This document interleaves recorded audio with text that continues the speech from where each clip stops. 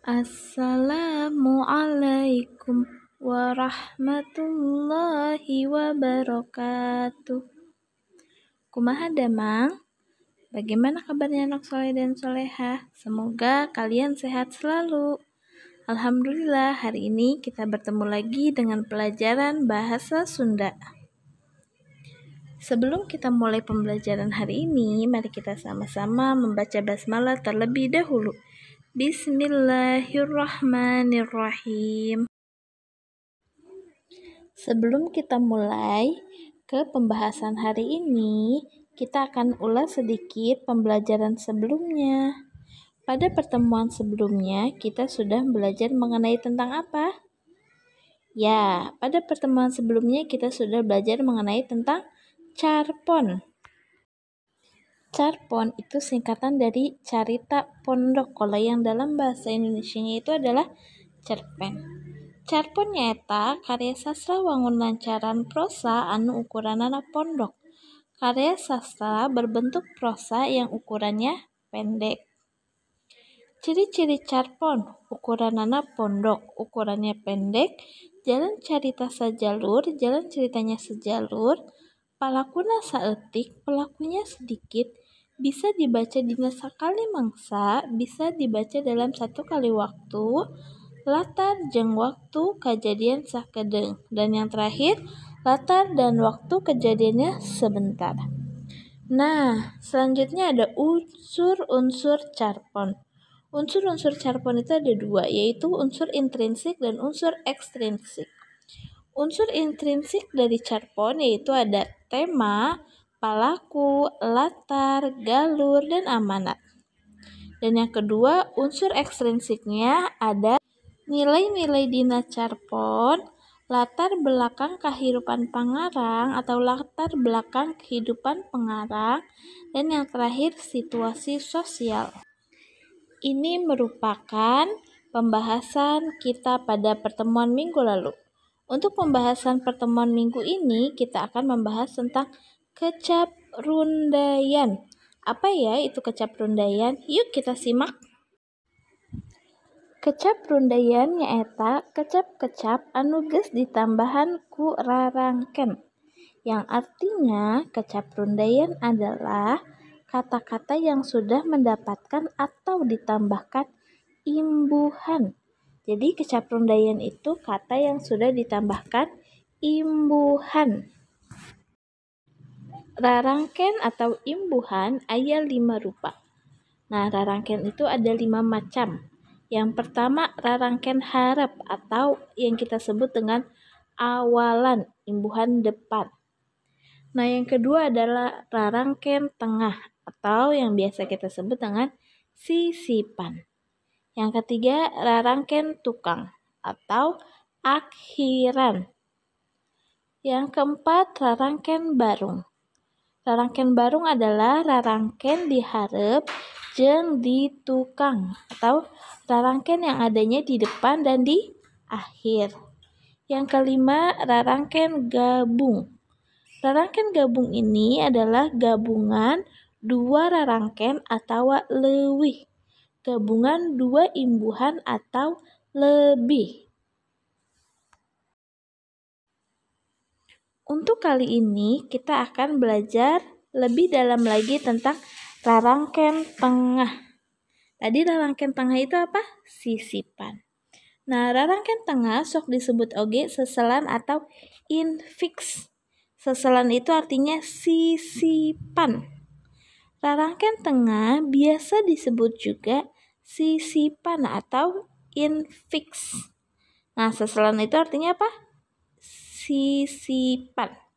Rarangken tengah dina bahasa Sunda aya 3 rupa. Dalam bahasa Sunda ada 3 rupa. Yang pertama ar, dan yang ketiga in. Kita akan bahas satu persatu mengenai contoh rarangken tengah.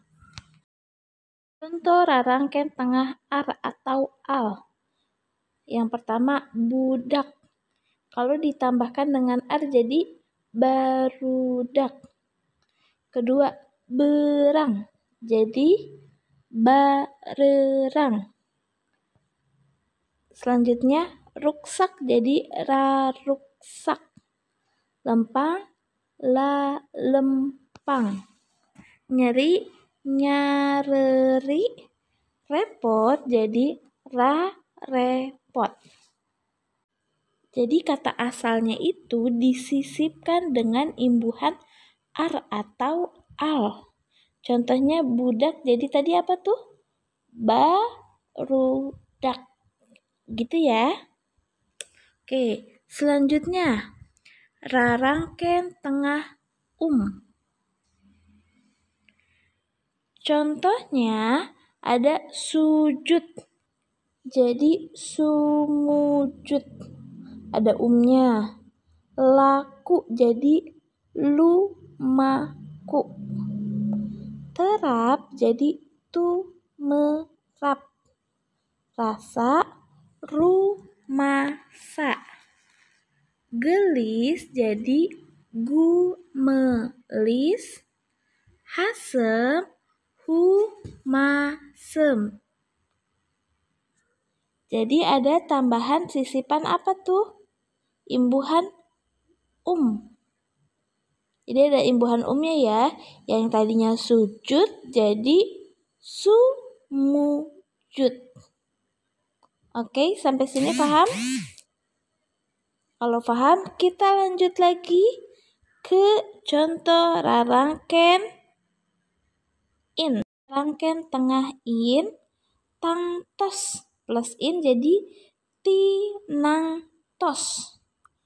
Pareng jadi pinareng.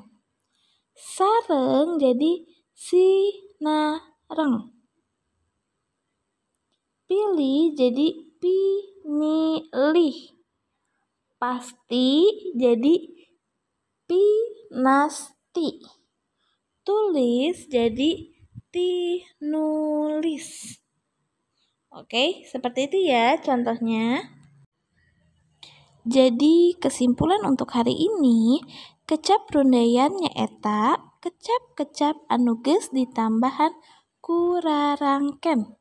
Kata-kata yang sudah ditambahkan imbuhan. Nah, rarangken aya 5 rupa. Imbuhan ada 5 macam. Aya rarangken hareup atau awalan, rarangken tengah, sisipan, rarangken tukang, akhiran, rarangken barung, jeung rarangken gabung.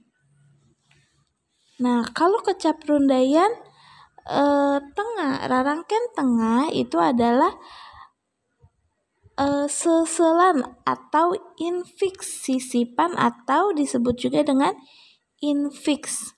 Rarangken tengah ada 3 rupa. Ada rarangken tengah ar, dan in. Bagaimana? Kalian sudah mengerti? Untuk hari ini tidak ada tugas. Jika kalian masih belum paham, kalian bisa WA Bu Fika. Cukup sekian pembelajaran hari ini. Kita akhiri dengan membaca hamdalah. Alhamdulillahirabbil alamin. Wassalamualaikum warahmatullahi wabarakatuh.